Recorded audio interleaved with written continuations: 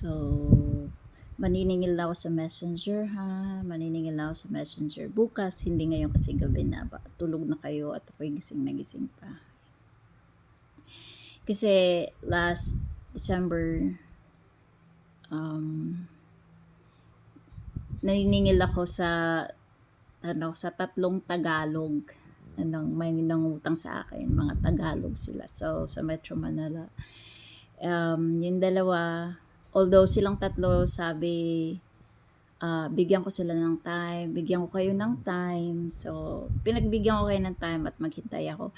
Pero kayong dalawa, nung New Year,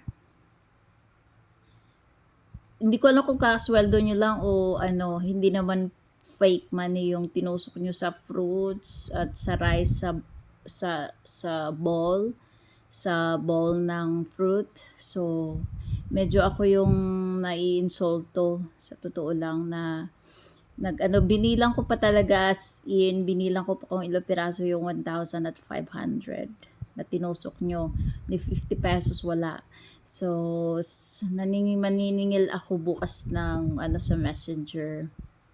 And kahit man lang bayaran nyo ako ng 1,000 or 500, okay? Dahil mga Facebook friends tayo magkaroon po tayo ng delikadesa or medyo bawasan yung thick face because it's a shame na nagtutusok-tusok tayo ng pera sa table natin during New Year, na yung utang natin, nababaon tayo sa utang for like 2 years na, no? For 2 years na.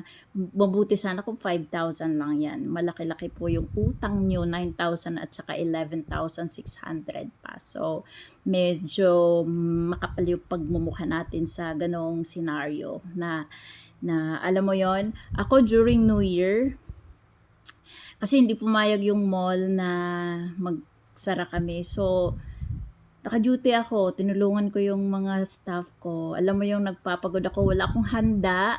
Kasi yung prutas actually nakabalot pa hanggang ngayon dahil wala akong babae sa bahay. Walang helper. So, mga boys lang yung naiwan sa bahay ko. And parang nagsawa na rin ako sa pagkain dahil sa restaurant din namin maraming pagkain. So parang ba't ako maghahanda pa? Wala namang kakain, may pagkain naman na usual. So hindi ako naghanda, but then pagdating ko, marami kaming pagkain dahil sa Imus kami nag-spend ng New Year. Maraming nagbibigay ng food. As in, grabe, dami-daming food. Hindi nga naubos hanggang ngayon, meron pa sa ref. So hindi ako naghanda. Ayun, parang hinandaan ako ng kapitbahay. So ayun, nagkahig-kahig lang ako sa Facebook. And yung dalawa sa Metro Manila may utang sa akin, talagang nagtutusok-tusok, as in nag-effort talaga ng panghanda. Madaming handa, as in kung bilangin nyo yung handa kasi kung orderin mo yun sa restaurant, ang bongga, may lechon. Diba?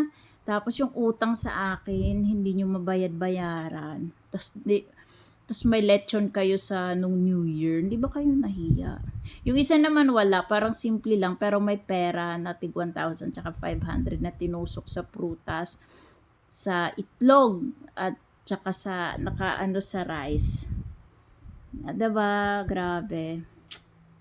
Sabi ko bukas, tingnan ko sa inyong dalawa kung may magbayad sa akin bukas. Kasi maniningil ako.